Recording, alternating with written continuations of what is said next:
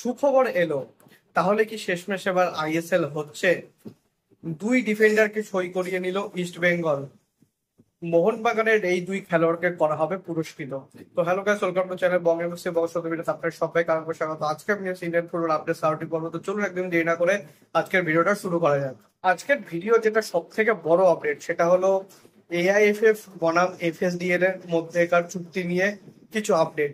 তো এআইএফএফ কিন্তু এফএসডিএল এর কাছে যে এমআরএ সেখানে যদি স্বাক্ষর তারা করতে চাইছে, কিন্তু তার আগে কিন্তু চারটে তারা কিন্তু শর্ত রেখেছে এফএসডিএল এর কাছে।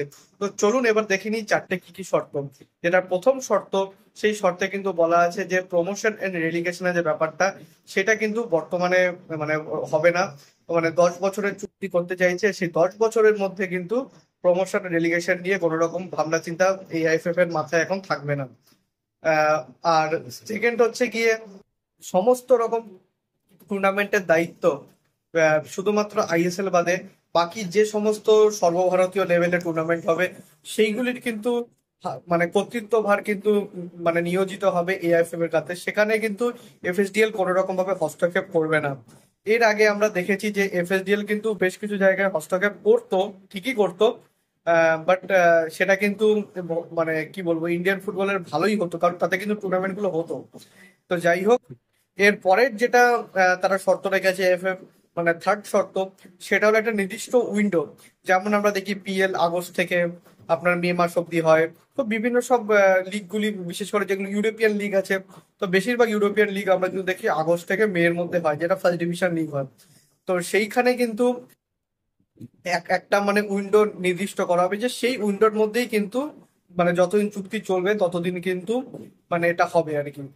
আর এরই মাধ্যমে আরো একটা কথা বলা আছে, সেটা হলো মানে এআইএফএফ কে প্রতি বছর এফএসডিএল 50 কোটি টাকা করে দেবে আর কি। মানে মানে যে টাকা এতদিন পাচ্ছিল তার থেকে অনেকটা অ্যামাউন্টই কিন্তু বেশি দেওয়া হবে এআইএফএফ কে আর কি। তো যাই হোক, 50 কোটি টাকা। আর যেটা লাস্ট যেটা আপডেট, সেইটা শুনলে একটু হয়তো অনেকে নাক ছিটকাবেন, বাট মানে এইটা কিন্তু শর্তটা তারা রেখেছে এফএসডিএল এর টেবিলে। তো কি সেই শর্ত, সেটা হলো আমরা এতদিন জানতাম যদি কোনো আই লিগের কোনো দলকে যদি এএফসির কোনো টুর্নামেন্ট খেলতে হয়, তাহলে একটাই উপায়, সেটা হচ্ছে সুপার কাপ চ্যাম্পিয়ন হওয়া। কারণ সুপার কাপে কিন্তু আমরা দেখতাম আই লিগ এবং আইএসএল দুটি দুটি লিগেরই কিন্তু দল অংশগ্রহণ করে। কিন্তু এখন একটা আই লিগের মানে যদি মানে এই চুক্তির শর্তগুলো যদি এফএসডিএল মেনে নেয়, তাহলে কিন্তু আই লিগের ক্লাবগুলোর জন্য রয়েছে বড় সুখবর। কারণ যে টিমটা আই লিগ চ্যাম্পিয়ন হবে সেই টিম কিন্তু এএফসি দরবারে খেলবে। অর্থাৎ এএফসি, সরি, এসিএল 2 এর যে কোয়ালিফায়ার রাউন্ড, সেইখানে কিন্তু তারা খেলবে।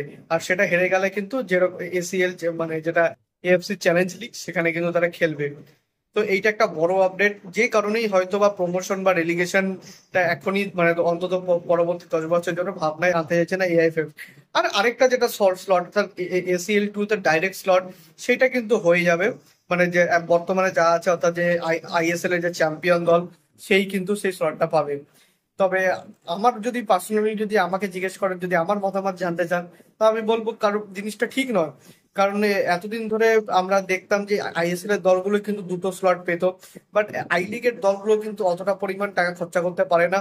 এবং তারা কিন্তু এই এসিএল 2 তে বা চ্যালেঞ্জ লিগ খেলার মতো কিন্তু তাদের কিন্তু খুব একটা সামর্থ্য নেই, সেই মানে কিন্তু তারা বিদেশি আনতে পারে না। তো তারা যদি সেই সেই মঞ্চে যায়, তাহলে সেক্ষেত্রে কিন্তু ইন্ডিয়ার মানে করেসপেক্টিভ পয়েন্ট কিন্তু অনেকটা কিন্তু বেশি কম হতে পারে। তো সেটা কিন্তু আমার মনে হয় না ভালো হবে ইন্ডিয়ান ফুটবলের জন্য। তো আপনাদের কি মতামত আমাকে কিন্তু অবশ্যই কমেন্টে জানাবেন। আপডেট, কিছু ট্রান্সফার আপডেট। সবার প্রথমে কিন্তু মানে কনফার্ম ট্রান্সফার আপডেট গুলো আপনাদেরকে দিয়ে দেবো। জামশেদপুর এফসি তারা কিন্তু যে সব ফ্রি এজেন্টের পারচেজ প্রত্যেকে কিন্তু সই করে নিচ্ছে। তারা কিন্তু আরো দুজন ফ্রি এজেন্টকে সই করে নিল, জয়েশ রানে আর আশুতোষ মেহতা। এরপর আসবো ইস্ট বেঙ্গলের কথায়। তো ইস্ট বেঙ্গলে কিন্তু জয় গুপ্তা তারা কিন্তু ডিল ডান করে নিল, অফিসিয়াল অ্যানাউন্সমেন্ট চলে এসছে। 1.6 করোড় এতটা টাকায় কিন্তু তাকে ট্রান্সফার করা হলো এফসি গোয়া থেকে। এবং অপরদিকে কেভিন সিভিলে তিনিও কিন্তু কনফার্ম হয়ে গেলেন।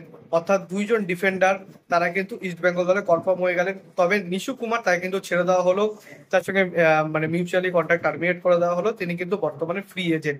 এবার দেখা যাক নিশু কুমার কোথায় যান। আর শেষ যেটা আপডেট সেটা হচ্ছে মোহনবাগানকে নিয়ে।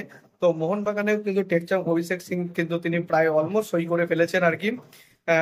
আইএসএল এর নিয়ে যখনই কোনো সবুজ সংকেত পেয়ে যাবে তখনই কিন্তু আপনারা দেখতে পাবেন সই পর্বগুলো চলে এসছে।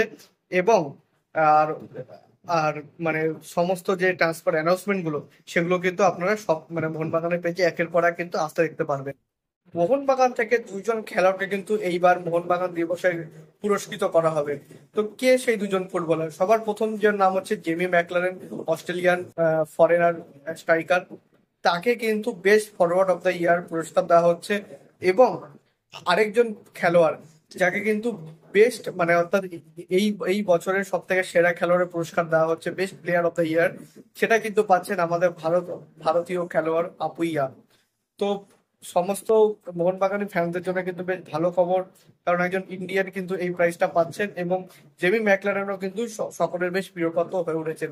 তো মোহনবাগান ফ্যান্সরা আপনাদের কি অনুভূতি এই দুটো প্রাইজ নিয়ে আমাকে কিন্তু অবশ্যই কমেন্টে জানাবেন। সো এই অবধি ছিল আজকে আপডেট ভিডিও। যদি ভিডিওটা ভালো হয়ে থাকে অবশ্যই লাইক করবেন, চ্যানেল সাবস্ক্রাইব করে বেল আইকনটা অবশ্যই প্রেস করে দেবেন আমাদের সমস্ত ভিডিওর আপডেট নোটিফিকেশন সবার আগে পাওয়ার জন্য। এছাড়া আপনারা আমাদের সোশ্যাল মিডিয়া হ্যান্ডেল ফলো করতে পারেন, লিংক আমি ডিসক্রিপশনে ফার্স্ট কমেন্ট দিয়ে রাখবো। সব নেক্সট নিউজ প্রবলেম ছোটখাটো কিছু আপডেট আমি সেখানে দেওয়ার চেষ্টা করি। আর দেখা হচ্ছে পরে ভিডিওতে। আপাতত বাই বাই।